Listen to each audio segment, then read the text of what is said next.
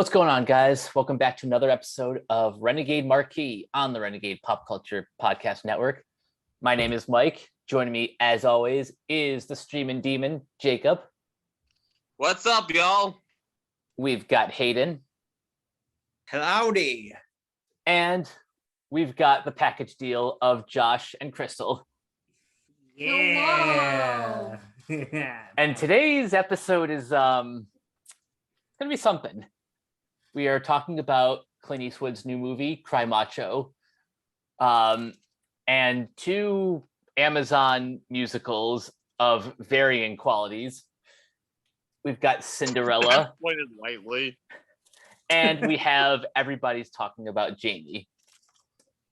So we're not going to spend too much time on the Eastwood film, and I'll kind of get into why in a second. But this is Cry Macho, a neo-Western drama directed, produced, and starring Clint Eastwood, based on the novel of the same name by N. Richard Nash, and adapted for the screen by Nash and Nick Schenk.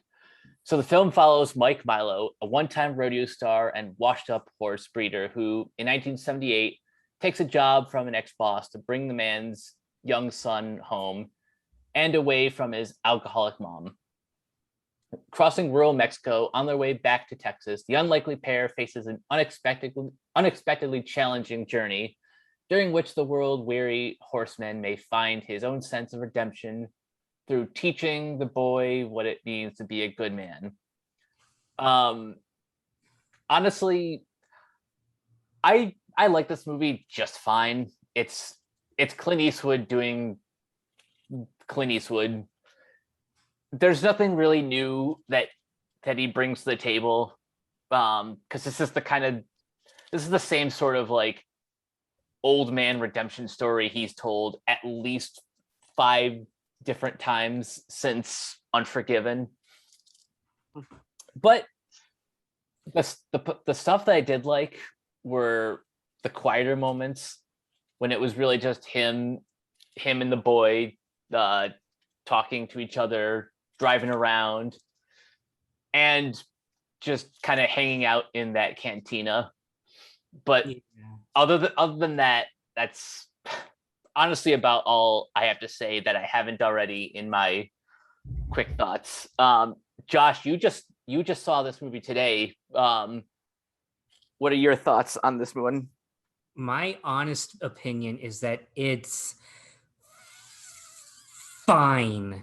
Like it's the most fine, okay movie I think I've ever seen. And I'm not saying this as an inherently negative thing. I would talk more about where this stands in terms of like Clint Eastwood's legacy as like a Western star as well as a legendary Hollywood icon. But I'm going to be real with you guys. I've only seen a handful of Clint Eastwood movies, that being The Good, the Bad, and the Ugly, and Gran Torino when I was like 10. So this was just, in all honesty, it was a really nice, breezy watch, but nothing about it particularly engaged me, save for Ben Davis's cinematography. Yes. Like it's really cool seeing Ben Davis outside of the MCU because somehow he works with really great directors, like Martin McDonagh or Clint Eastwood, and he's able to do some really good, quiet, almost naturalistic like cinematography. But then you go to that, and it's like, oh, he knows how to work his way around computers. In all honesty, like if there's anything that I think kind of holds the movie back, it's the fact that they have to, well, okay, it's kind of twofold for me, and it's the fact that the movie moves at such a snail's pace once he grabs the boy, and they try to artificially create conflict with his mom, which that scene, I think it's meant to be kind of icky, but it also comes across as like very out of nowhere. And when you consider that Clint Eastwood literally looks like a fucking fossil, it's kind of weird when she tries to come on to him. It was. Like it's so weird and jarring, and it's like this feels like it was written for a character in their 60s. I'm pretty sure 100. I'm pretty sure his character is supposed to be at least 20 or 30 years younger than Eastwood is in real life. It holds it back because there's like points where they try to add some action, and it reminds me of that terrible shot in The Irishman where you're supposed to that Robert De Niro. I know what you're talking about. But it just looks like an elderly person that's just like throwing a tantrum because they don't have like the pudding in the cafeteria. I'm sorry that I'm not explicitly talking about the movie, but that's just, in all honesty, I was just thinking this is a fine one and done movie, and there's really nothing memorable about it. Even I don't remember Gran Torino that much, but this basically just viewed to me as a more generic version of Gran Torino. I knew what I was in for in terms of story, literally from the opening scene. You know what I'm talking about, Mike? Yeah. Like the movie's not subtle, except for when it tries to get into talks about, that like masculinity, which I think works given Eastwood's legacy as being a very grizzled anti-hero man, especially from what I see of the Dirty Harry movies and stuff like that. And I want to like the idea of a guy literally deconstructing, a creator deconstructing his own mythos or deconstructing his own legacy or something like that. Like what Sylvester Stallone does with Rocky and Creed. I think the problem though is, that sounds like a very fresh idea if Eastwood hasn't already done it. Like, Yeah. he's done the same movie a couple different times, and even with the same writer too. It's the worst version of Gran Torino I think I've seen. And I don't remember enjoying Gran Torino, but then again, I was 10. So yeah, there's a good chance that movie might hold up better when viewed through an adult lens. Possibly, but like this movie, I remember I just checked out for a while. I liked the chemistry between him and the owner of the cantina, or like she worked there, I think. Yeah, I know what you're talking about. That says something. I don't even remember a lot of the story or the characters. I just remember there's a chase sequence out of nowhere, and then it ends. Yeah, like I didn't watch this movie, but this seriously gives me vibes of like your dad calling you up and telling you about this movie and he really, really likes it and he really overhypes it, and you watch it and it's really disappointing. And then when you call him back and he's like, hey, did you like it? Did you like it? And you're like, yeah, I liked it. And you feel bad for hating it. It is very much a dad movie. Yeah. Can we talk about the real star of this movie, though? Macho, the chicken. No, it's not a chicken. It's a rooster. The rooster was the best part. Yeah. Like, and you gotta love the line. I don't care. The guy wants to name his cock Macho. That's fine with me. Like that's they knew what they were doing with that line. That's a genuinely good moment, and that's the one time I feel like a real sense of personality. That is perfect. I honestly think this movie would have worked better if they didn't try to have a plot. Like if this was just a hangout movie, like if this was Linklater directing Eastwood, it might have worked better. Or even James Mangold. Yeah.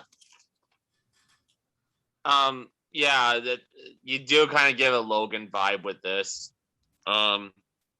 I gotta say, just to throw my 2 cents in, I liked this movie just fine. I really did. It's too modest. It's too humble not to enjoy, even though it never takes you in any real unexpected direction. It just cruises along, and it is a nice movie, is what I put. It's like a nice Sunday afternoon kind of watch for me, really. That's really all I have to say about it. Clint Eastwood's good. The directing is nice. I'm glad that like any movie like this, like he kind of feels like he has no choice but to make movies like this, I think, because he's getting up there. He's 91 even. To add to your point, Josh, there is that unintentionally funny line where he throws a punch at someone. And they're like, "Oh my god, you're fast for an old man." Yeah, did that look real to anyone? That punch? It did not. Even watching the trailers, I was thinking, "Oh god, please tell me that it works better in the film," and it doesn't. Okay. But I think the worst thing about the movie, in all honesty, is kind of the marketing around it. If that makes sense. Elaborate. Because okay, I saw this on HBO Max, and I saw it like on YouTube. Even like they're really trying to hype this up as like, here's Clint Eastwood going on for 5 decades of film and everything, and they have everybody comparing this movie, viewing it as like a landmark moment in his long, illustrious career. They're really trying to hype it up like this is the important touchstone where he finally confronts everything that he's done in his career, everything he's done in his life. This is the culmination of all 5 decades of his work. Like that's what the only thing I've seen of the movie aside from the trailer. Everybody hyping up just what this means, and again, imagine all this buildup for a Richard Linklater movie, which, I mean, yeah, it's a very easy breezy movie, and that's its charm. But really, I don't know. Maybe I'm not making sense, but it's not ambitious enough, is what you're saying. Yeah, especially because I don't think Eastwood's a bad director. I don't I think Sniper, but I at least understand that in that movie he had an idea. I just think like he holds himself back, ironically, with his old Hollywood sensibilities. Yeah, I can kind of sense that. Hayden, I know you weren't into this, but what do you make of our comments? Yeah, I can't honestly say that my mind is changed. I figured that'd be the case. I probably still won't. I'm sure it's fine. I'm just not really probably ever going to watch this. Yeah, honestly, this movie, it's just too to really get upset about. There is a certain appeal beneath the surface, and that I think all of his movies, whether he stars them enough or not, they do sit around a rugged individual type of character. Like that's permeated throughout his past few movies, like Richard Jewell. And there was this one movie I did see in that I saw Richard Jewell for free at my local theater just because I got a reward. It was a reward thing at my Celebration Cinema, so I got to see that movie for free. I mainly saw it just because I want to see Kathy Bates' performance because she was nominated. Huh. And I actually think Richard Jewell might be one of the better films of his later years. Yeah, although that movie is pretty controversial for a good reason. Naturally. Because of something having to do with a female journalist, and people who knew are like the actual person, they were offended by how they depicted her in that. So that's totally understandable. Another one I saw that I barely remembered was Sully, the one where Tom Hanks played the guy who landed that plane in the Hudson River. Yep. Wait, that wasn't Robert Zemeckis? No, it No, wasn't. that was You're thinking about Eastwood. Flight with Denzel Washington. Oh my god. That was the one where Denzel Washington played an alcoholic pilot. I think it's just more telling again that this is about Cry Macho, but we're talking about everything around it rather than it itself. Yeah. But like again, it does have an appeal to it. I guess it is very much a dad movie. It's something you can enjoy watching with your dad. I guess just don't expect anything groundbreaking from it. I guess if I had to recommend some better Eastwood films, I would include films like Sully and Richard Jewell. I would include probably my favorite of his, Mystic River with Kevin Bacon. That's just one of those like just rock solid cold crime thrillers that That's the one where Sean Penn shouts, "Is that my daughter in there?" That movie. I think so. Yeah, Okay. it's been a minute since I've seen it, but still one I highly recommend. May go on. And then the last one is obviously Unforgiven. I don't think he's ever directed a better like Western deconstruction than that. All right. I still need to see it.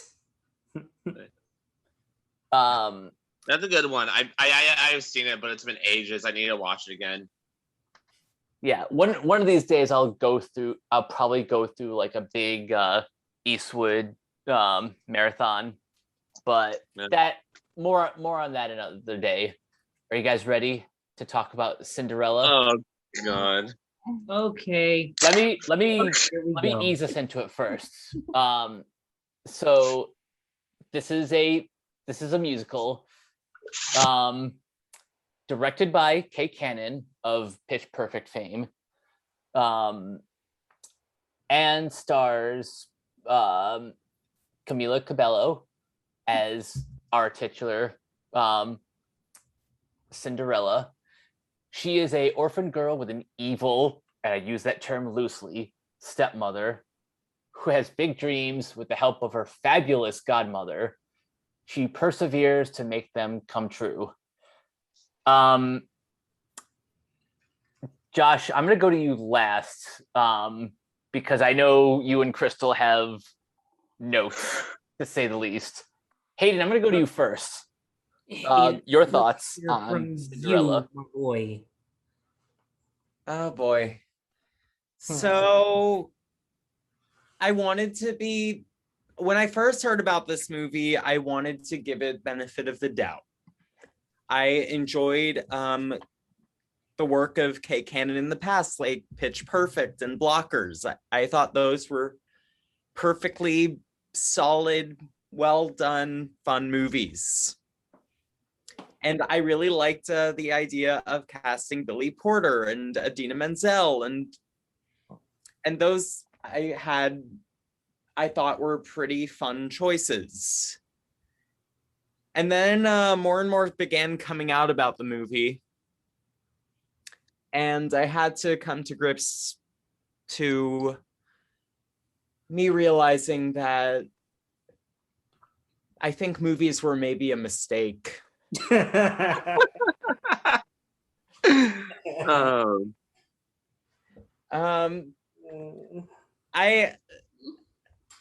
just want to bring up how this movie, the main reason I was really looking forward to it was Billy Porter. And right after introducing Billy Porter, they really bring out James Corden like 3 minutes later as if to just taunt me. It's that kind of thing. And that was just cruel. And I did not like that very much. Thank you. More on that later. Anything else before I pass off to Jacob? Okay, so we should mention that Cinderella was supposed to be shown in theaters before the pandemic. It was moved to Amazon from Sony. And what's very telling is that it starts, you know how, you guys know how now these days the Sony movies, they start with the Sony logo, makes that ding noise, and then they go through the Columbia logo or the TriStar logo nowadays. Yeah. Mhm. Well, this time it went to the Sony Pictures logo. A real That's- market quality. Yeah, the thing is, like, Columbia, I think it was Columbia that made this, and they didn't want their name on it. Oh my god. Okay, I do so- not blame them. No, I don't. Yeah. So, yeah, it's bad. Okay, Cinderella, it's really bad. No. It's what? Before What now, we- Hayden?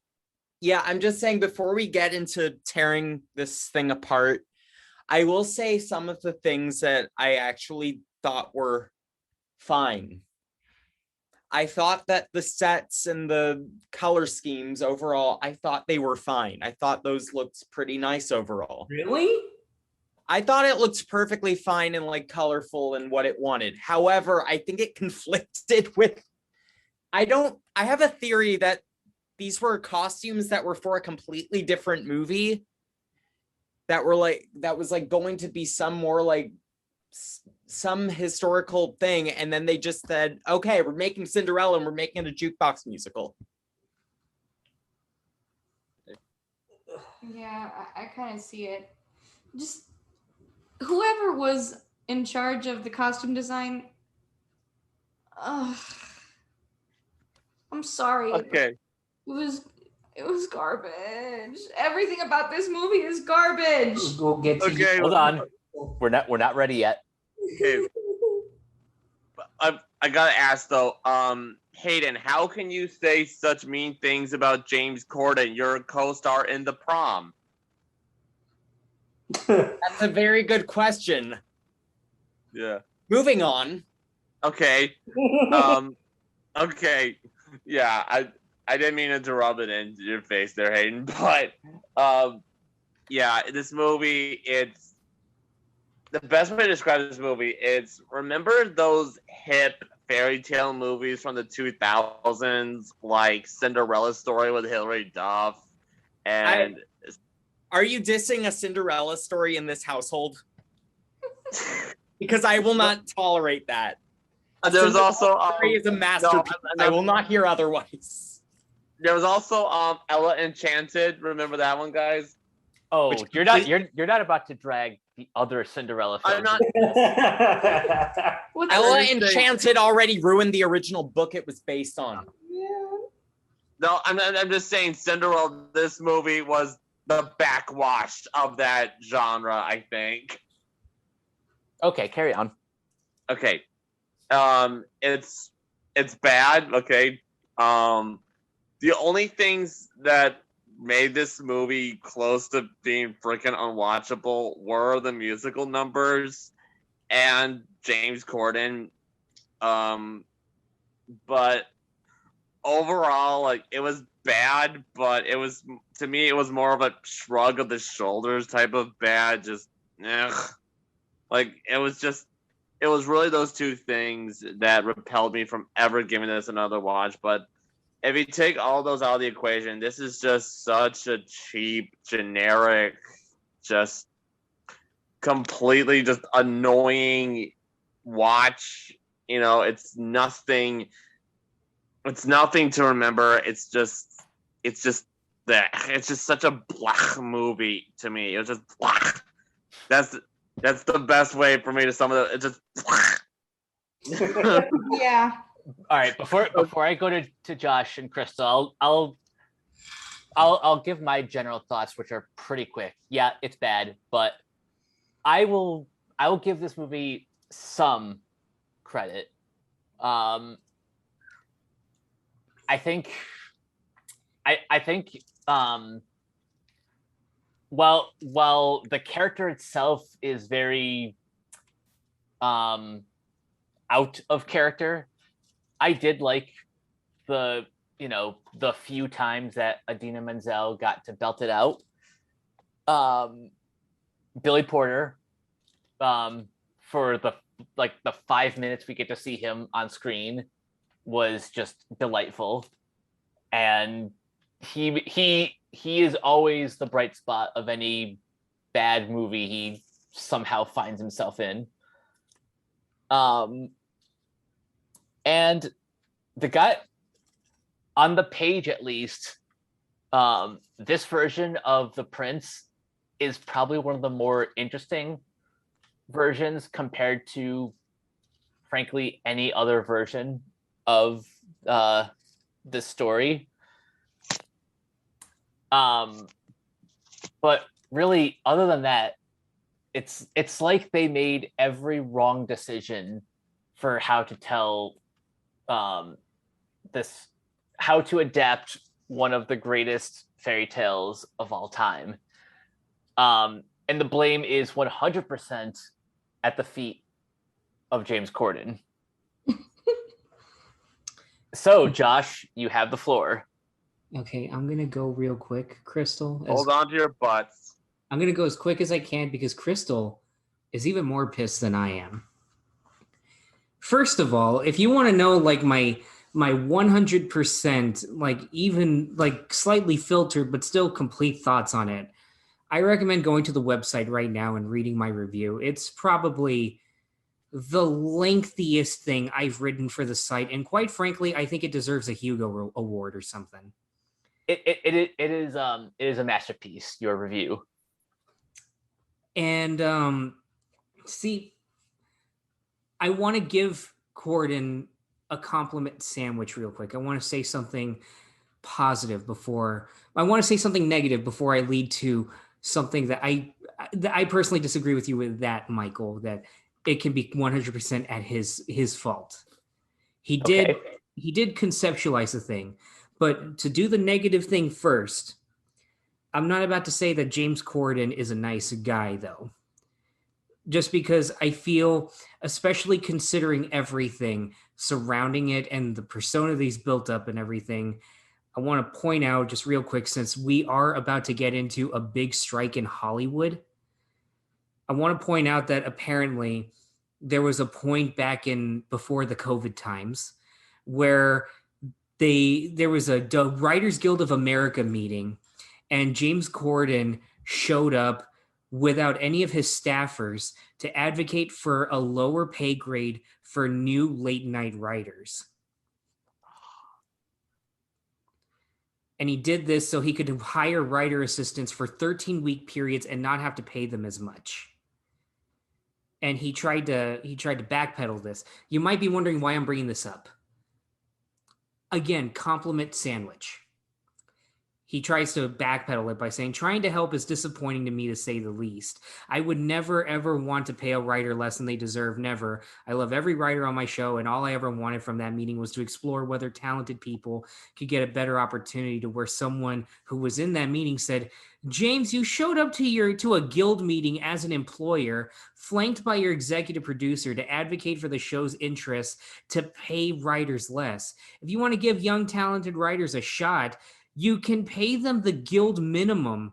It was offensive that you showed up to the meeting not to listen, but to speak first, to advocate for a lower pay grade for writers. That's what you did. Well-intentioned or not, I still think not. You showed up to a guild meeting to advocate for lower pay for late-night writers. What I say was accurate. All this to say, and I'm going to bring up his night show in just a little bit, but as terrible as I think he is in terms of how he treats the people around him, I am going to say that while he did conceptualize the film, he still understands Cinderella better than Kay Cannon does. While you say that James Corden is to blame for it, she's the sole writer at the end of the day. And I read interviews where she said, like, you got to give me this thing or I'm quitting. And everybody was like, okay, yeah. because how he conceptualized it, it was opening on the kingdom, and then we go from the kingdom to a basement. And from the basement, we rest on Cinderella as she wakes up and bursts into a song. In particular, 9 to 5 by Dolly Parton. You know what? Credit where credit is due. That would have been so much better than what we got. And Kay Cannon's reason for not doing that is because, in her words, we're not about to put an Oscar-winning song in our movie because that's just inviting criticism. As if the fucking criticism isn't already levied by this fact. And I can't believe I didn't mention this in my review. Crystal was the one that brought it up when we watched it yesterday. I sat through this piece of shit twice while I was writing my fucking review. Crystal literally had me stop it less than a minute in, or less than 2 minutes in, right after the god-awful intro. You guys notice? You pointed out real quick. You say it, because Which one? What are you talking about? There's so much. Oh. You point this out first. Oh. And then I'll plow through my... Guys. Oh my God. Just this fact alone. What chores do we see Cinderella doing? She's making tea. That's it. She makes tea like once. And the other times that we see chores being done are by the fucking evil stepmother and the stepsisters twice. Not once, twice. Now, I'm back in because I'm going to give you the floor real soon because you've got a lot to say. So I levy a lot of this at Kay Cannon because personally, reading everything that I could about her intention, because I like to look deeper in what an artist is trying to say with their films. And the fact that she admits that she never liked Cinderella and saw it as just women being mean to each other. That's a huge red flag. And I like Kay Cannon, so that her comments hurt so much more because I've liked her previous work. Her comments hurt me slightly less, but on the same level, I want to think, because I already wasn't a fan of Kay Cannon just because I was forced to sit through Pitch Perfect in high school. It was one of those movies that they would put on like, all right, it's the end of the year. We don't have any homework. Fucking let's put it to a vote. Who wants to watch Fast 6 or Pitch Perfect? And Pitch Perfect won by a slim margin. But even taking my personal bias away from it, I think back to like criticisms that people have of certain comic book movies where they say they're ashamed to be comic book movies. This is what you get like with stuff like Galactus being a cloud or something like that, or all of X-Men Origins Wolverine. But I have never felt that with a fairy tale story, except for this one. The whole film feels like it's ashamed to be associated with Cinderella. It is loud, it's frustrating, it's annoying, and it's paradoxically cheap and expensive looking at the same time. I said in my review that this film looks cheap and expensive at the same time, kind of like James Corden's Late Night Show. That's the callback. That justified me mentioning the Writers Guild stuff. But even then, I literally sent you guys a message after watching the movie, like, holy shit, Henry Braham shot the movie? That is not his. That can't be. While watching it, I looked on Wikipedia. I found out he shot the Maleficent sequel, which makes sense because I didn't remember a lot of it, but I remembered how crazy some of the shots look. Mm-hmm. Knowing that he did this, watching it a second time, I can practically see James Corden holding him at gunpoint. Focus on the mice, darling. Speaking of the fucking special effects, Oh, and then oh my god. the last thing that I will say, at least for this, I really want to go into it like even more, but I know Crystal has a lot to say, and I already went into it a lot in my review. It's already hard for me to get into a jukebox musical because personally speaking, I think they're kind of lazy, and you have to do something very, very special to make them interesting, like something like Moulin Rouge or something like Rocket Man, where it's This actually wanted to be Moulin Rouge so bad. it wanted to Yeah, be I so I bad. felt the Moulin Rouge comparisons, and I'm already kind of up and down about Moulin Rouge like in general, but this makes that look like a fucking masterpiece. This is what I said in my review. Because a large part of why it sucks is because for me, it's hard to do this. I can't tell if it was made to be a jukebox musical to ground the universe of the world to a sense of reality, which is 50% of the reason jukebox musicals exist, or because they couldn't be asked to make original songs, which is the other 50% of the reasons jukebox musicals exist. If I may, there are a handful of original songs, and I could tell.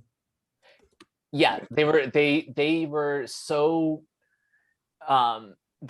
dissonant from the rest of the music that like you almost wonder why this wasn't just like an original musical. Or okay, honestly, they should have just picked a lane, because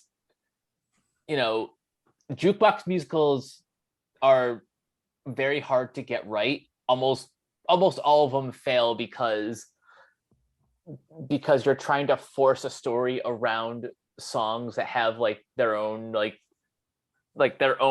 pre-established meaning. Can I say something real quick? Go ahead. So this is the thing about jukebox musicals. At their core, they are kind of a lot of in the origin of musical theater as a genre. A lot of the earliest musicals in the early 20th century were very much, we are going to use popular songs at this time, all the Gershwins, all that, all Cole Porter, stuff like that, and they would put it into a musical that they would present. And that was how it was at the time. It was later that musicals began developing more or less their own scores. Huh. So it's not like they're a new thing. They're very much baked into musical theater culture. However, lately, since the advent of ones like Moulin Rouge, your Mamma Mia's, your Jersey Boys, since those got more popular, a lot of people don't tend to know how to do them correctly. And now they're very easy to screw up, but they are pretty essential to the art form itself. So there's a bit of revisionist history when it comes to the popular perception of jukebox musicals then. Correct. It wasn't as much about the book before, like your Oklahomas, your Showboats. Okay, that clarifies things a lot. So like, Singing in the Rain is technically, that's a jukebox musical because they were using songs that were pretty popular at the time and throwing them in. White Christmas, those are all technically jukebox musicals, but recently there's been more of a trend of doing stuff like the Moulin Rouges and like your kind of Glee style formatting of music to tell your story. I would say Moulin Rouge is sort of like the nexus point for the modern incarnation of jukebox musicals. How about this comparison? Moulin Rouge is the Blade of jukebox musicals, but Glee is the Dark Knight trilogy of jukebox musicals. There you go. Your comparison of quality isn't 1v1, but I understand the reference. Because while listening to that, it's very interesting, and I think I remembered Sideways, the YouTuber Sideways, talking about that briefly. His channel is amazing. I highly recommend, if you're not subscribed already, fellow Renegades, go watch his videos. His breakdowns on Les Mis, Cats, and even West Side Story are just amazing. But in thinking about all those different jukebox musicals, they're at least consistent with a theme. Like, from what I remember, Moulin Rouge was all about love. Mm-hmm. Almost every song that they picked was all about love. I think about Pitch Perfect, and it makes sense. Again, Sympathy for the Devil. It's an a cappella club in college. They do nothing but lift from other songs, and it works in that regard. Every song in this is low-hanging fruit, and likewise is the most obvious but also like most ill-fitting thing that they could use. Like, starting it out, because we want to set up that this is a musical. Oh, have everybody sing Rhythm Nation. Oh, but by the way, John, Happy Feet 2 beat this movie to it. That started with Rhythm Nation 2. Exactly. And then you have the stepmother singing about how she's all about money and materialism. Have Material Girl. Like, that point in particular, when we find out about the stepmother later on, that scene feels so contradictory to what her character's about. Her redemption arc was so not earned at all. Not even a little bit. It was so not earned. I can see it in another movie, but in this one, when she already like she already acts like the evil stepmother in all the other adaptations, like the Disney one. Like, literally, the point where we see her get abusive to Cinderella, or to Ella, I'm sorry, is when it feels so out of place when she like pulls her by the ear and sprays the ink like, no, listen, bitch, you're gonna stay, you're gonna fucking marry Thomas. And when you see immediately after, the next time that she thinks she sees Ella, she's just like, listen, my father hit me. I had a rough life, and that's why I'm cruel to you, because I love you. Nope. That is disgusting. And B, that is disgusting. And C, what the hell is this sudden shift? She feels like a totally different character from that point on. And like I said, like I was saying, just literally, this movie has 3 kisses of death. A, James Corden. B, the fact that the big romantic moment hinges on an Ed Sheeran song, in particular the 3rd worst Ed Sheeran song that ever exists. And 3, the fact that this movie fundamentally doesn't want to be Cinderella. And this is where I'll end my bit before I pass it off to Crystal. I do also have some other things to bring up just before we get into that. So one thing is, do you know who originally was going to be one of the mice? Who? John Mulaney. Ah! But as you've probably seen in the news and all of that, he went to rehab, and not to delegitimize like anybody who's like, not to make it that a joke of that or anything, but I am just like thinking, I really do wonder how grateful he is right now that he is not in this. And that's just something that's crossing my mind. I'm sure he'll make a joke about it at some point. Like, can you believe I was almost in like the 2nd worst bit of my career in Cinderella? And the second thing that I want to bring up is, this is not the only revisionist adaptation. This is not the only revisionist musical adaptation of Cinderella that came out in 2021. What? For if you know the theater community, there is one currently going on written by one Andrew Lloyd Webber. I heard about that. That is in the West End with a book, incidentally, by Emerald Fennell of Promising Young Woman fame. Holy shit.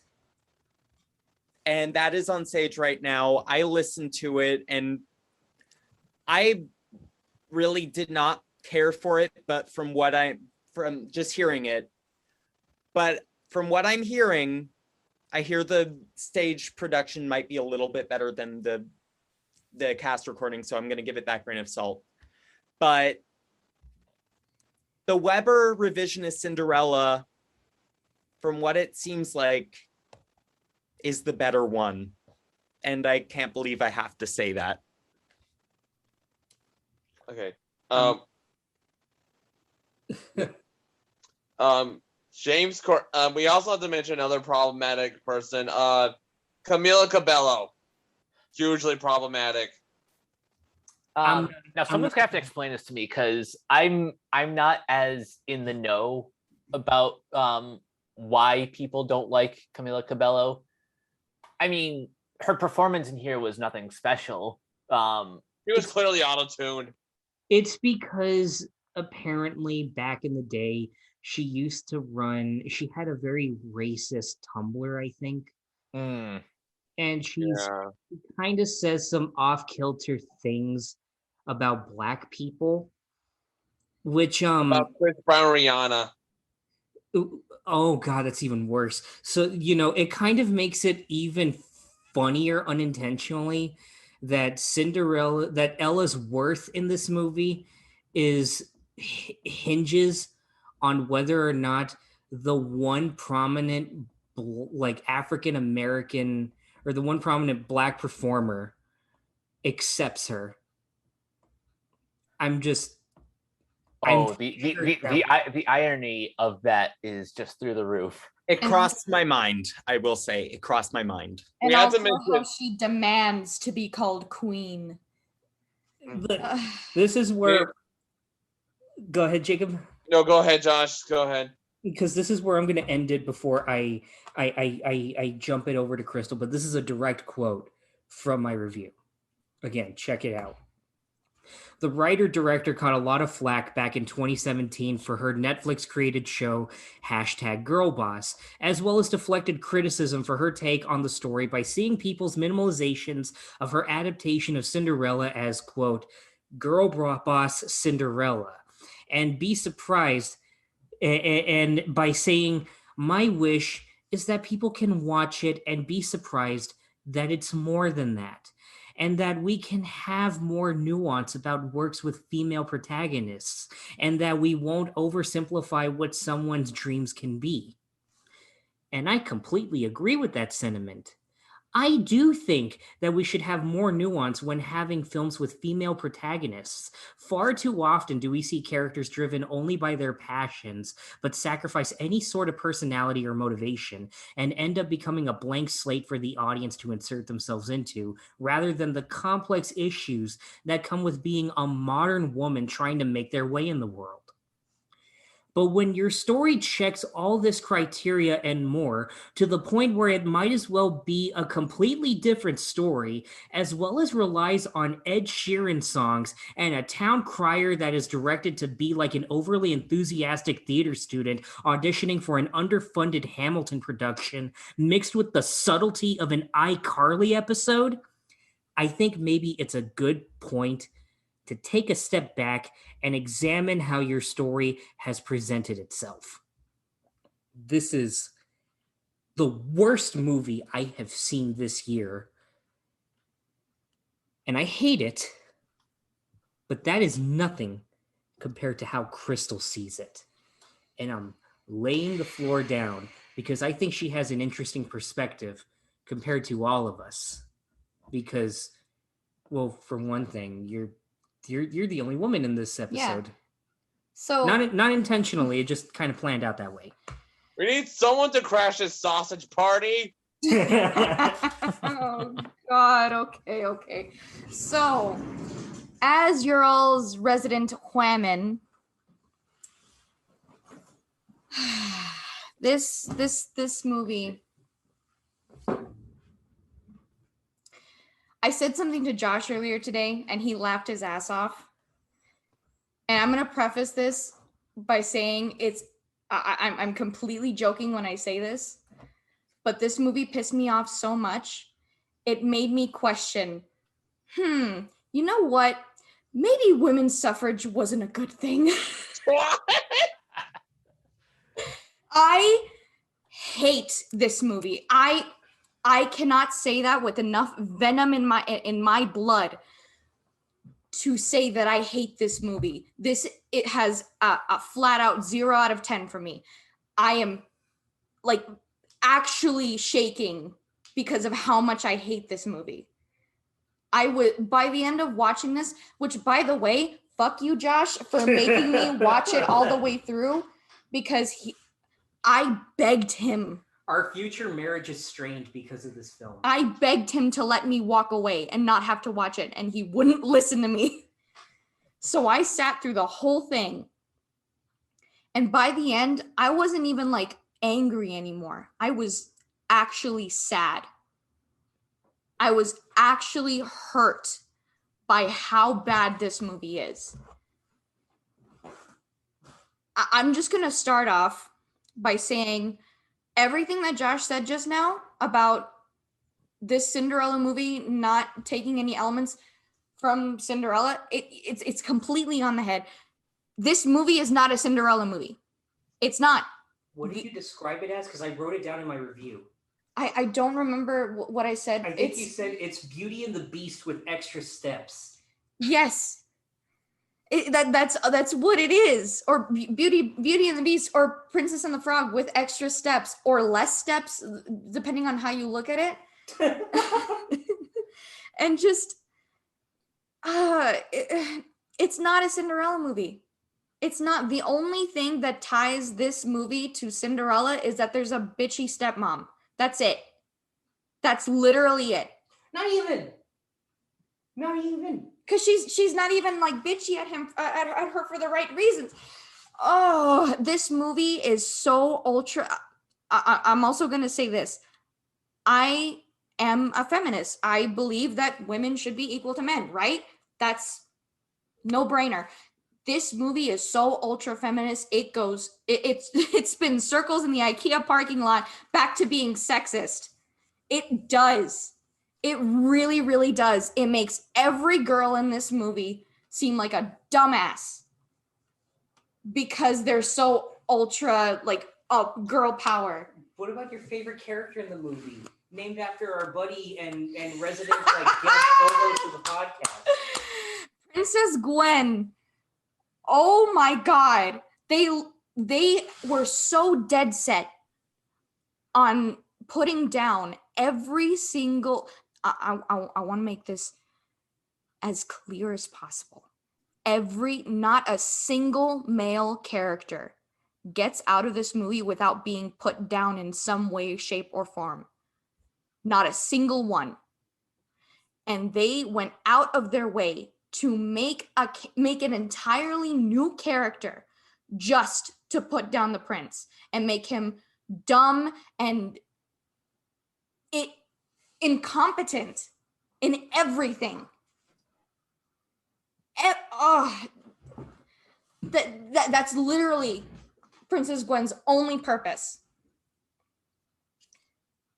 The thing that frustrates me, just to like, I never talked about it in the review, but you agreed with me. The prince felt so out of character. I think our friend Audie basically called him Gaston. Yeah, he's Gaston. But I can see it. Yeah, but if Belle was just like, all right, fine, I'll go with you. Like, I guess. The second she said, "Oh, he's cute," and that seemed to be all that it was. Yeah, it actually. it. Everybody bitches at Cinderella for like, oh well, she's weak and she lets everybody walk all over her, and the only thing that can save her is a man. she had in all other versions of Cinderella, she has more of a connection to the prince emotionally, mentally than this fucking Cinderella. The one that's supposed to be like, fuck you, Cinderella. Like, this is the real, like, girl boss shit. And that leads me into my next point, how this movie insults me personally. And I'm gonna get a little heavy here. But it's not until, like, the past few years that I've realized that Cinderella is probably my favorite Disney princess. Because in many ways, I am her. I've mentioned in, like, the mental health podcast that I came from a pretty rough childhood. You know, I was the oldest of my siblings by 6 and 7 years, and my parents didn't really have it together. So I was stuck with a lot of responsibilities at a really young age, and that didn't let up, and it just got heavier and heavier and heavier. And I faced a lot of really, really challenging situations. And it wasn't my own strength that got me out of that situation. It wasn't, you know, girl power that got me out of that. It was somebody showing me that I mattered.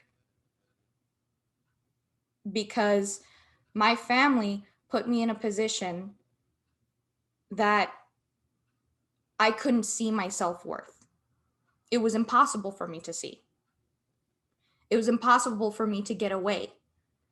And that's exactly what so many other people feel in abusive households. They cannot see a way out because that's what abuse does to you. That's what abuse does to Cinderella. And it's not until somebody shows her that she has worth that she's able to break free. And the fact that this Cinderella spits in the face of basically every victim of family abuse, it hurt me. It actually hurt me. Because that's really what it is. It's just, this is what I would have done in that situation. That all those people telling you, well, why didn't you just do this? Why didn't you just do that? Why didn't you just leave? Why didn't you just tell them to stop? Or like, this is what I would have done in that situation. That's what this movie is. A sick and twisted insult, a spit in the face to every person who has been manipulated. That's what this movie is. And that's why I fucking hate it. It downplays like every piece of mythos about the Cinderella story. This is the thing, because Cinderella is one of my personal favorite fairy tale of all time, because it's about the strength of empathy and positivity and femininity by showing the good and the bad of it. We literally see the worst of it in the stepmom and the entitled stepsisters, just in how, you know, while on the outside they may be beautiful in some way to some people, on the inside they're pure ugliness. And the musical stuff, she sings in order to bring herself some sort of comfort. That's what you pointed out. And when she goes to the ball, it's not in order to like meet a guy and get herself out of there. It's because she has been locked up in that house for God knows how long, and she just wants one night to not feel like a slave. One night. The thing is about Cinderella is there's two forms of conflict in the story of Cinderella. There's external and there's internal. There's external in the evil stepmother, and there's internal with Cinderella not knowing who she is. The fact that this Cinderella knows exactly who she is and even sings a song about knowing who she is. I know who I'm going to be. You're going to know my name. causes the movie to completely fall apart at the seams. Everything about this movie feels like it was written in an algorithm, and I can't speak for your gender, Crystal. I wish I could, but I can't. That's not like a power play thing. That's just a joke. But I swear to God, I feel insulted for women on behalf of the motivations behind this. And literally everything that is presented here is the textbook example of how not to adapt something. Mm-hmm. And this isn't like a situation where piece of shit Bryan Singer doesn't understand X-Men, doesn't want to read X-Men, thinks it's stupid, but still manages to find something to tether it to. Because at the end of the day, X-Men is still about prejudice and all that. I can't believe I'm comparing Cinderella to fucking comic book movies, but here we are. But Cinderella isn't about capitalism. The fact that this Cinderella's motivation is to go to the ball to network is so disgusting. Things like, oh, don't you want to go to the ball? It's like, nah, it sounds too stuffy and boring and quite frankly, a waste of time. Well, maybe you could get some prospective buyers. Oh, you know what? Maybe I will. It's not what it's about. It's just an ounce, just begging for an ounce of happiness, or so, like joy in her life. That's what the ball is supposed to be. And I'm just gonna say this: the amazing, talented Cinderella. Her dresses look like the inside of a birthday bag, legit like tissue paper. I never brought this up in my review because I felt like I was too ill-equipped to talk about it. But I remembered watching in the movie, like the first time I was watching it and my urge to kill was rising. I remember thinking, look, I don't know shit about costume design, but why does everything she makes look like garbage? Oh, it was my mother's brooch. Well, your mother's brooch looks like shit. It looks like a bedazzled pretzel. God. I hate this movie. Would you say that it's the worst movie you've seen this year? It's the worst movie I've ever seen. Really? Period. Worst movie I've ever seen. And I legit, after watching this, I outright said, this movie is better than Suicide Squad. It is. I would wait, better? No. Worse. Sorry, I messed up. Worse than Suicide Squad. I would much rather watch Suicide Squad over this movie. If I were to just bring the mood up just a tiny bit, I would recommend, personally speaking, and I feel like I'm probably giving myself away with this, but my personal favorite Cinderella adaptation that I've seen is Kenneth Branagh's reimagining of the old Disney animated classic. I still need to see that. Jacob, it's so magical. The live action Disney remakes have been a big turnoff for me. I know. I know what you're feeling, but watch it. It's so beautiful. The only negative I can think is that the godmother, played by Helena Bonham Carter, is very underwhelming. But everything about it is so beautiful. It's so well done. When you get to the ball scene and the prince and Cinderella dance, it's one of the most beautiful things that a Disney remake has done. I swear to God. And it's not just because it's Lily James and Richard Madden, who I swear to God, that man could fucking snap me like a Slim Jim. Fucking, I mean it. The movie just exudes this beauty and this joy to be alive. And I gotta say, it's Kenneth Branagh has any right to be. Kenneth Branagh has a new movie coming out called Belfast. I've heard really good things about it. I'll use that as an excuse to watch more of his movies. Do it, and please. I swear to God, if Death of the Nile comes out before then, don't watch it. But Okay. I am No, that's slated for February of next year. We'll see about that. We'll see. We'll see. I am so sorry for bringing the mood down so hard, but I No, had to go. It's okay. It was necessary. it came from the heart. It wasn't forced at all. Like, I didn't even touch on everything that pissed me off about this movie. Which, hold on, if I'm gonna say one good thing about this movie, because I feel like it's only fair, there is one scene where I actually paid attention because there was an actually good performance going on. It was that one completely out of place scene where the queen is like fencing and she's talking with the king. Genuinely good performance from the queen's part. I forget. I actually did Minnie like Driver. Mini Driver. Minnie Driver. I did like her in this actually. And Pierce Brosnan.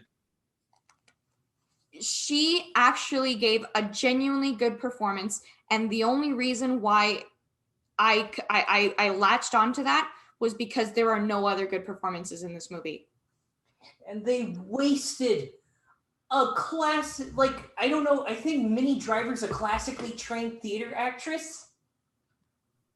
Like, she actually knows how to sing. She's been in theater productions.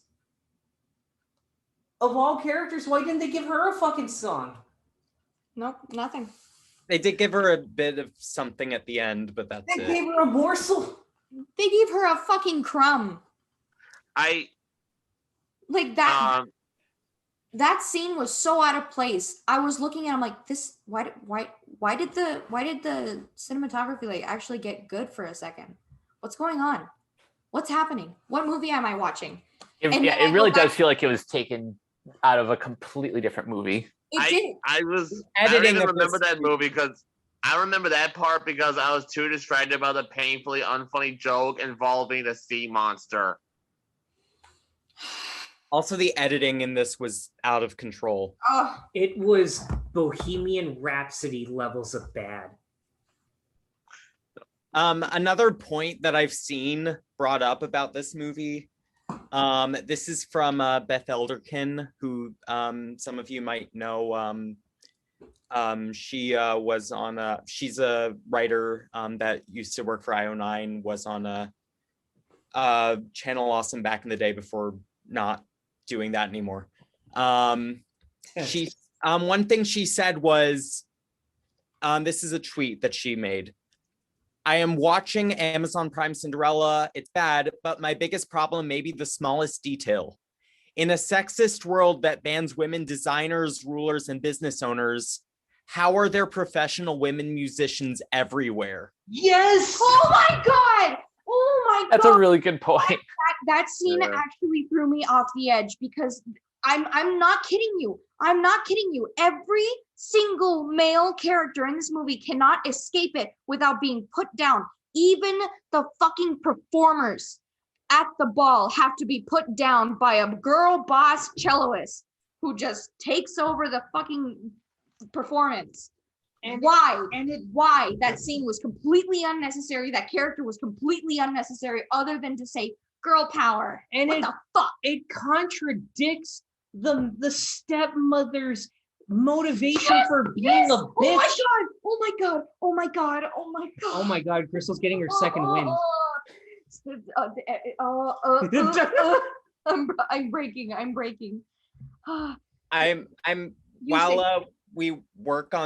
while we try to sort all this out, I'm just gonna say one positive thing about Cinderella in general. This is my personal pick for my favorite Cinderella film, the wonderful world of Disney's Oh, with Brandy Cinderella. Newton.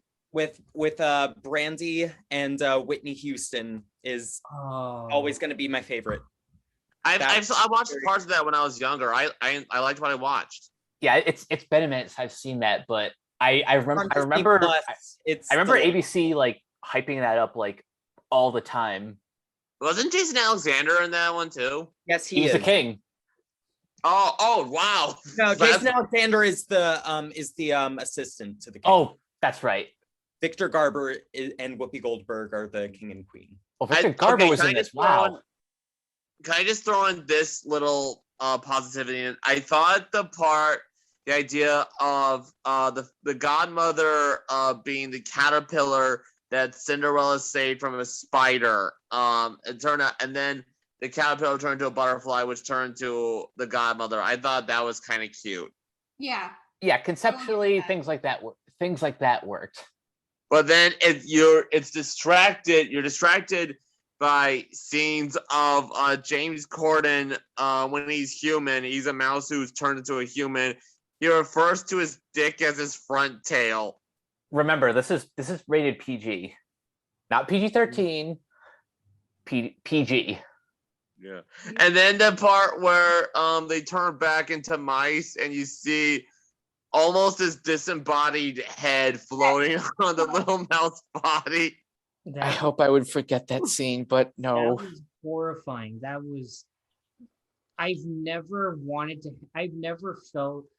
I've always felt like Doug Walker over exaggerated his points of horror in watching movies, but seeing that unfold had me screaming.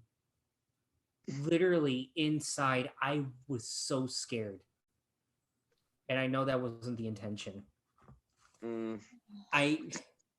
Please just say the point, because if I say it, I'm gonna go off. It's because, like, when we mentioned the celloist and everything, you have a prominent female performer who's probably in this universe studying music, and you have the stepmother who has studied music and everything, only for a month, but granted, she still studied enough to be able to play a fucking, like, I want to say a Beethoven song. I don't know, but she's talking about how her husband put her down that bad. But yet you have proof in this world that a woman can play music and clearly get paid for it. And it's not even in a musical context. It's literally, they perform for the king. I want to say that's probably a high point of honor. I don't fucking know. Why did she stop? It literally tears apart her whole, like, redemption arc. Because obviously women are accepted as musicians. And not only that, did you remember there was a choir with women in it? Oh yeah, I You mean remember the choir Find Me that Somebody ripped to apart Love? one of my favorite Queen songs? Yeah. Which Which is also from the Happy Feet movies. I will. And Ella Enchanted. That's what I Oh was my thinking God. when I saw that, because I was thinking, boy, you really think you can outshine Anne Hathaway trying to do her best Freddie Mercury? Fuck off. But I think we can all agree this movie sucks. Yeah. But This movie. I think I can lead us out of this, but I just want to touch on one last thing that I think we can all agree. What the fuck was the tone of this movie? Was it even directed? It changed so much that I lost track. Did this movie want to be a subversive comedy like Shrek? I really don't know. You got fucking Zach Brannigan playing the fucking prince. You got Camila Cabello winking her way through every bit where the movie's like, hey, maybe you want to follow Cinderella? Like, at least follow in the steps of something? I don't think so. Literally, the point where she was at her lowest, where she has the reprisal of Million to One, I think is what it's called, right before the Fab G shows up. Which I love the fact that she starts singing her inspirational song at her lowest moment. Literally. It's not even done in the way like The Princess and the Frog, where they play Tiana's inspirational song almost there, but it's done in a minor. And on top of that, it's not even built up to be bombastic. She's trying to fight it, but she doesn't even go through the whole chorus. And you can clearly hear like her voice tremble, and they even changed the lyrics to say I was almost there. the way that they do it in this, they just have her singing her inspirational song while crying, but still singing it in a major key and still singing it like completely like happy toned.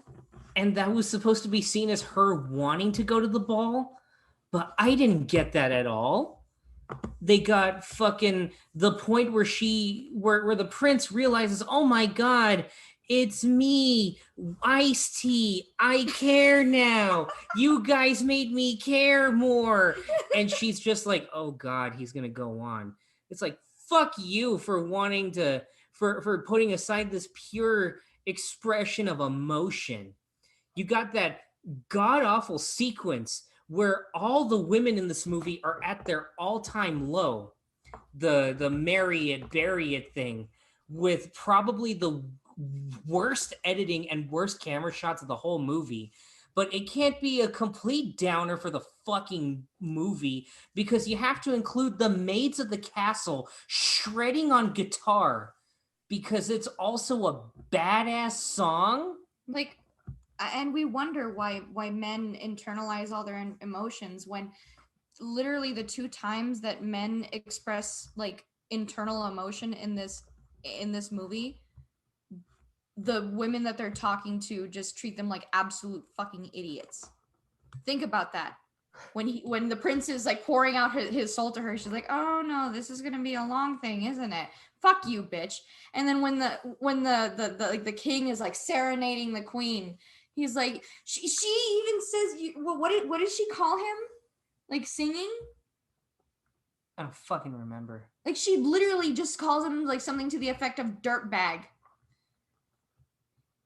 I do have a question about that moment with the king singing.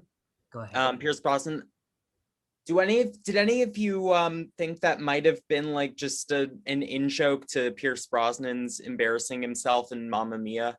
I think it 100% was. It could have, but it's even worse because this could be a point that could solve up a plot point. It could be a very sincere conclusion, and it's played up as a joke. And it would be funnier if like he starts off bad and she chastises him for it, and then he just kind of clears his throat and then goes back to singing normally. I don't know. This movie's a piece of shit. Fucking 2 out of 10 just because Billy Porter's enthusiasm is literally enough to give you a second wind. Jesus fuck. I gotta say, it's because of this movie that the term, I know the term Mary Sue has been kind of tainted for a lot of people because the people who have used that term, but I think it has a new meaning now with this movie. Yes, it does. And we have a legit Mary Sue now. And she doesn't change. She doesn't change at all. She does zero character development. She's the kind of character the phrase was actually made to describe. Yep. This was by the end of it, she has a pet. That's it. She gets a new pet. One thing I want to bring up is, does any character in this really actually like have any development at all? The prince, maybe? The prince. Does he though? Because he just kind of is still where he was more or less, just now he's not in line for the crown anymore. But the king kind of didn't want anyway. So which he like didn't really, I mean he wanted it, but he didn't really like want all the stress anyway. So to quote Bo Burnham, being self-aware doesn't make you any less of a dick. And that's his whole arc. Like, oh shit, you're right. The system is fucked. I'm a part of it. Highlighting up that's development. That's just like, that's barely an arc. That's literally just, oh, the script tells me to do this, therefore I'm gonna do this now. But I think the point is that I think this movie was told in the wrong. It should have been in the prince's point of view because he goes through more character development than Cinderella does. And that would have made for a better movie. It wouldn't have been a good movie, but it would have been better. Can I lighten the mood up a little bit more? Go ahead. Did you hear what Camila Cabello, Adina Menzel, Billy Porter, and James Corden? You hear what those guys did recently? Oh yeah, they The, backed the stuff with the traffic. car. Yeah, they backed LA traffic. They Just did. so Yes. yeah, they For they James held up Corden's LA show. traffic so James Corden could pelvic thrust dressed in a mouse costume. Because I didn't know if they like genuinely did back up traffic, because I think it was like at a red light or something specifically, but the optics still looks pretty bad. But the thing is, they have done this before on James Corden's show. yeah, because they have the thing is people have go ahead. people have posted have tweeted pictures of them doing that paired to a picture of Russell Crowe in Unhinged. Oh God. That is Courtesy perfect. tap. Oh my God. Okay, but Or Bruce Willis in Pulp Fiction. I've seen that too. my mom, I was like getting all genuinely upset about it, because Josh had just told me about this was before the movie came out. Josh told me about the fact that they made they gave the prince a sister who's better at being a ruler, and that made me so angry. And then that was also around the same time that the whole thing came out that they backed up traffic, and so I was really upset at that point. And so I was with my mom at some point, and I was talking to her about it. I'm like, this is ridiculous. They were even backing up traffic. And she's like, no, they didn't. He doesn't do that. Like, look, this is him doing it for the Beauty and the Beast remake. And literally, yeah, you're right. They do it at a red light. And it's like down here, in Juarez. We have like street performers. They go out in the street during red lights, do a little thing. You can sometimes give them tips, and then they walk off when the light turns green. They legit stayed in the road even though the light turned red, and then once they started getting honked at, that's when they left. Legit. So they actually did back up traffic. I hate this movie. Can we switch gears Yes. now? Yes, please. We're going to move on to our final film, and pretty definitively the best one of the bunch. Everybody's talking about Jaime, which is a biographical musical directed by Jonathan Butterell, who is making his feature film debut. And I believe he also directed the West End production. The screenplay was written by Tom McRae, who, again, also wrote the book for the UK stage musical, with music written by Dan Gillespie Sells. And it stars Max Harwood as the titular Jaime New, who just turned 16 and doesn't really quite fit in. Instead of pursuing a real career, he dreams of becoming a drag queen. Uncertain about his future, Jaime knows one thing for sure: he is going to be a sensation. Supported by his loving mom and his amazing friends, Jaime overcomes prejudice, beats the bullies, and steps out of the darkness into the spotlight. Hayden, I'm going to start with you because obviously you're the reason why we had to talk about this one. Yeah. So background is I only heard tangentially about the original stage musical. I hadn't actually seen it before the film. I just kind of knew it existed, and I heard some of the songs on my local show tune station. But I was definitely intrigued by the film. And I watched this immediately after that last movie that shall not be named as a chaser, to remind me that movie musicals can actually be, enjoyable and not complete wastes of time and money. So yeah, I thought this was a really nice, fun movie. I don't have like that much to say about it, but I think it's a really pleasant and well-meaning, beautiful story that's really prominently and unabashedly queer. And I'm really happy that they were able to make a movie like this. Please see it on Amazon. Give it the boost that Cinderella has been getting due to people hate watching. Give it that same energy. Watch everybody's talking about Jaime. Please. I concur. And Jacob, before I throw it to you, since I'm the most fresh on this film, okay, everyone knows that I have a strong bias towards good movie musicals. And I can say with almost certainty that had I seen this movie in the theater, this would have been a 5 out of 5. I think literally my only complaint is that, and maybe this is just because I watched it on a streaming service, that it didn't quite look like the cinematography wasn't quite cinematic enough.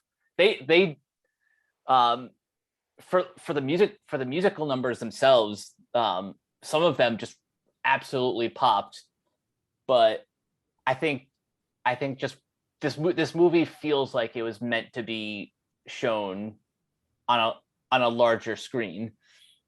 And yeah, before Amazon purchased the rights to this was supposed to be a February 2021 release for 20th Century Studios, which is now owned by Disney. So yeah, I'm pretty bitter that rather than delay this one even further, Disney just like, nah, we give up. Amazon, you can take it. Also, I'm just gonna say it's kind of a bad look when they keep doing this to the films leading LGBT characters. Like it happens because they did this same thing with Love Victor, the Love Simon spinoff that was supposed to be on Disney Plus, and then they just decided, nope, it's going on Hulu now. Here you go. And I'm sorry, I have to bring up the Owl House one more time, because because that show is, it's on the Disney Channel, but it's also very gay. So it just surprises me that show exists around all of Disney's other controversies, including canceling Nimona at Blue Sky Studio, even though they were like 78% finished. Bullshit. It's becoming a really unfortunate pattern. And I don't want to make assumptions of how intentional it is, because that's not what I do. But I will say that once it happens to like that many times, it begins to feel a little sketchy. Once is an anomaly, twice is a coincidence. Any more than that becomes a pattern. And I'm also going to recommend a YouTube channel who's done some very interesting videos about this certain topic. His name is James Somerton. He does a lot of content on YouTube about gay representation, and he's done some ones recently about Disney specifically. I think that's a very interesting watch, and even if there's stuff in there that you don't fully agree with, I think it does paint a pretty good picture. He's done a few of those as well. Somerton, you said? James Somerton, yes. Okay, I'll make sure that's in the show notes. Yeah, he has a very good channel. He makes very interesting videos that I highly recommend to anybody who would be interested. But going back to this movie, I think there are two things that really stand out. One are the musical numbers, which, you know, compared to the other movie that shall remain nameless, these songs are all bangers. Like, I could see myself casually listening to the soundtrack the same way I would movies like Sing Street or In the Heights, or just a lot of the more recent musicals. Yeah, these songs all slap. And the other highlight is Richard E. Grant, who probably plays the best character. Richard E. Grant is always a highlight in everything he does. It's just a fact. Exactly. Also, fun fact, for the montage of Grant's character, his drag queen persona, they got one of the original Jamie News to play the younger version of what was his drag name? Loco Chanel. Yeah, that is in fact I believe the original. He was the original Jamie New in the West End, and he was also Artie in Cruella. Oh wow. Yeah, that's him. Okay. Yeah, no, I can see that now. Yeah, even in just like those like montage clips, he still leaves a lasting impression. There's another hidden Jamie in there too. Leighton Williams, who is on the UK tour, has a little cameo as one of the dancers. So there are two hidden Jamies in this film. That's a cool little Easter egg. All right, Jacob, I'm gonna throw it to you for general thoughts. This was a fun movie. This was a sweet movie. This was just an all-around feel-good time. You know, this movie had some stuff on its mind, I think, about, you know, what it means to really stand out in a crowd and how much you can do that without taking the spotlight from other people. And I think it has a lot to say about identity, you know, find your own place while bringing other people up with you who also are kind of let down. You know, I love the performances. I love the relationship between Jamie and his mother. I loved the nuance in the writing. This was just an all around good time, man. And I'm glad that we decided to watch it. I felt like we had an obligation to see it, just to give our support to something like this that we desperately need more of. That Disney did kind of shoot themselves in the foot. They did put a bit of a blight on their image when it comes to this sort of representational thing. But yeah, that we had to go out of our way to support this movie, and I'm really glad we did. Now, question for both of you, but more especially for Jacob. Did you know that this was based on a true story? They actually started in the opening. They say, what you're about to see is based on a true story. We just threw in the singing and the dancing. Right, but I meant before you watched it. Did you know? I actually think did not. I knew that it was a stage musical at first, but I don't think I might have heard it in passing, but if I did, I forgot about it pretty much when I started this movie. And Hayden? I actually didn't know until watching it either. I knew only very like small things about the show and movie in general. I think I knew in passing, maybe from the trailers and people I know who have seen a stage production, but other than that, I was kind of reminded by the opening, like the opening title crawl.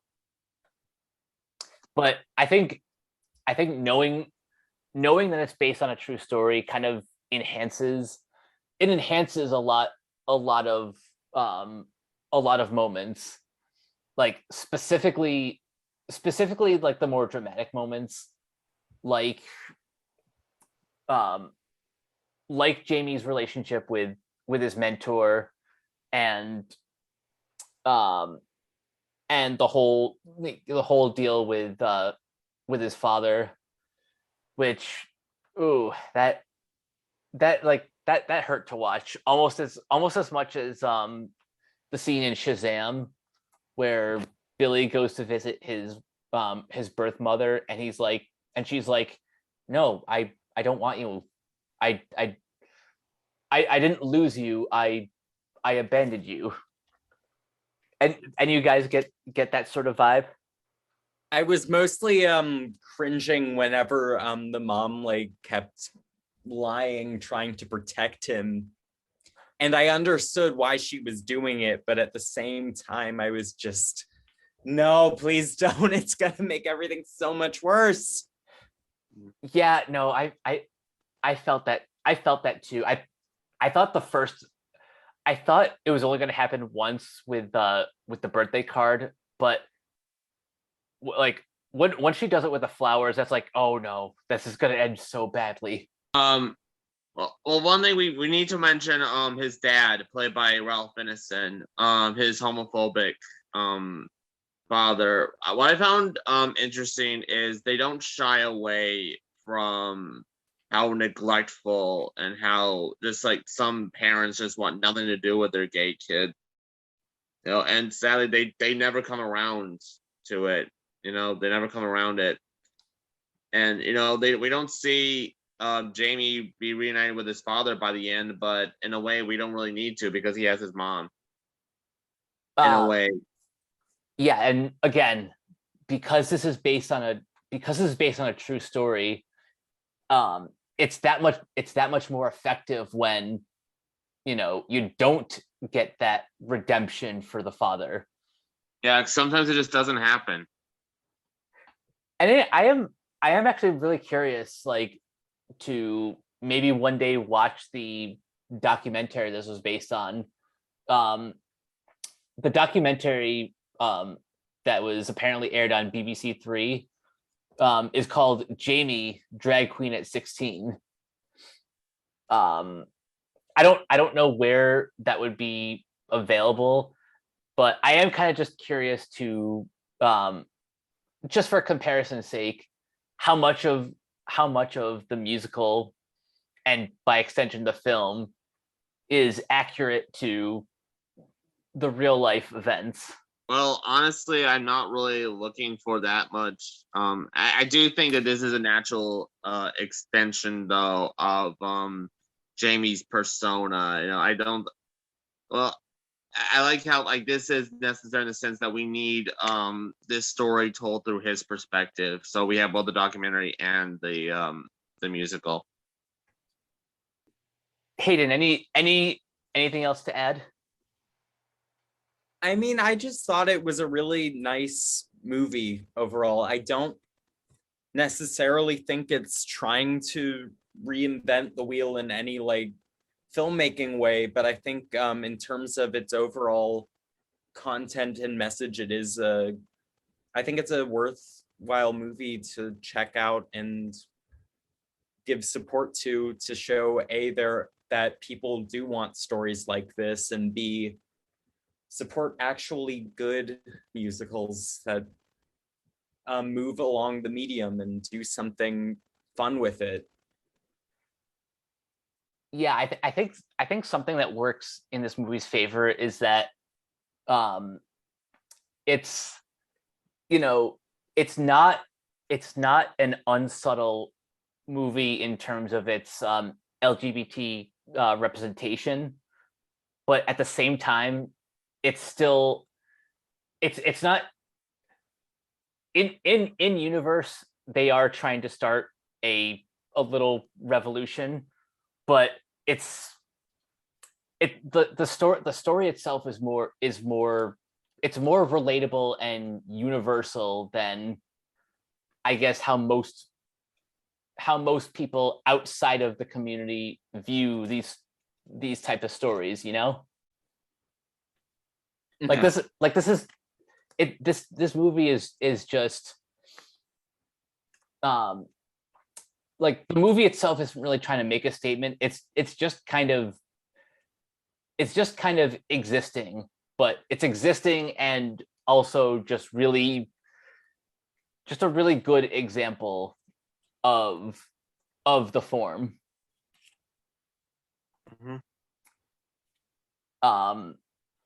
So before we close out this episode, I want to ask Josh and Crystal, since I didn't know they didn't get a chance to see this.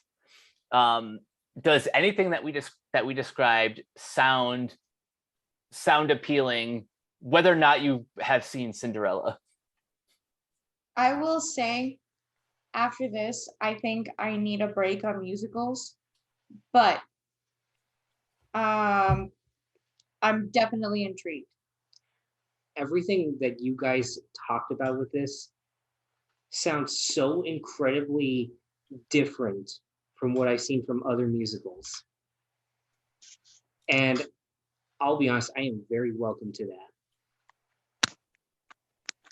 Especially, that's good to hear. Especially as soon as you compare a big moment to that scene in Shazam, Yeah, you've already got me hooked. I figured that would get you. I'm definitely gonna put this movie on my watch list, and I will watch it like soon-ish, real soon, because I feel like I need to go into an Odin sleep. But at the same time, like, I if there's one thing that I can glean from all of this, though, the one thing I'm really happy about is that this year has been a really good year for musicals on film. Oh yeah. One movie I haven't seen yet, but ironically is another Amazon original. The movie Annette with Adam Driver and Marion Cotillard. That's another movie that has been on my list for a while that I've desperately needed to check out. And I hear the music is good in that one too. That's what you get when you get Sparks, baby. You know, like yeah. Other ones that I'm hearing good things about. I've heard the new Siren musical with Peter Dinklage is very good. Ooh. I've heard that's pretty good. It's directed by Joe Wright. Ooh. And that's set for release this December. We all know about West Side Story, so Yes.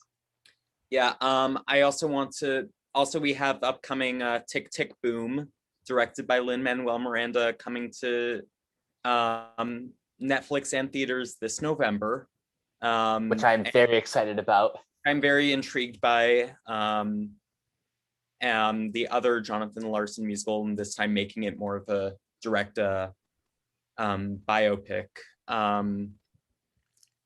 And this isn't a film musical, but I feel like I have to mention that the pro shot of Come From Away was just released on Apple TV. And that is a very lovely show that from the premise you think might not work, but I think it really, really does. And that's like it's a very well done show, and you should check that out as well. If I remember correctly, isn't that the musical that lost to Dear Evan Hansen? It is one of the shows that lost to Dear Evan Hansen. And it came out and that pro shot was praised the same day that Dear Evan Hansen's reviews started trickling in. I love the pettiness. Which reminds me, in whether we actually cover it on our next episode or not, in some capacity, I will be talking about Dear Evan Hansen on the site, whether it's a straight written review or it happens to come up in conversation on the next mental health checkup. I will have some thoughts. So that's something to look forward to, for better or for worse. Oh, hell yeah. But for now, that brings this episode to a close. Before we get out of here, Josh, where can everyone find you online? And there were some dizzying highs, terrifying lows, and creamy middles in this whole thing. You can find me on Twitter at JSH Lozano, where I regularly simp for actress Emilia Clarke, Daniela Milliquire, and also get into fights with my British friend Kat, who abandoned me to watch Cinderella by myself. Bitch. You can also find me on YouTube at JoshBoy64, where you can watch the best video that barely anybody has seen as part of last month's attempt to do DC Defined, where I did a complete history on the Blue Beetle character as well as a love letter to the history of El Paso. It's probably the best thing I think I'll ever make for my channel. It's all downhill from here. So please check out my dizzying high. And you can also find me on Facebook in the Renegade Pop Culture Facebook group, Instagram at Joshua Lozano64, and you can find me on the website occasionally writing Hugo Award-worthy reviews for Cinderella adaptations. Indeed. Crystal, where can everyone find you? You can find me wallowing in shame at just the fact that the Cinderella movie exists on Twitter under simply_ragu816. You can also find me under the same handle on TikTok, and you can also find me on the Renegade Pop Culture group on Facebook under my name, Crystal Gillum. And that's about it. And Hayden? You can find me on Twitter at the Hayden Wilder. Jacob? You can find me on Facebook, on Twitter at JoeCrable, KREHBIEL. I'm also part of the Renegade Pop Culture Facebook group, and I have my own letterboxd account, Streamin Demon. And you guys can find me on Twitter at Captain K42. You can check out my quick thoughts on letterboxd.com/CoachK42. Find me in all the various Facebook groups just at my name. You can check out Renegade Pop Culture on Facebook and Twitter at Ren Pop Culture. You can also find us on Podchaser. Listen to all of our podcasts on Anchor, Spotify, Apple Podcasts, wherever you listen. And last but not least, everything can be found at renegadepopculture.com. Need escape? So do we. That'll do it for this episode of the Renegade Marquee. Thank you guys for joining, and we will catch you guys later. Peace out. Bye. Bye. Bye.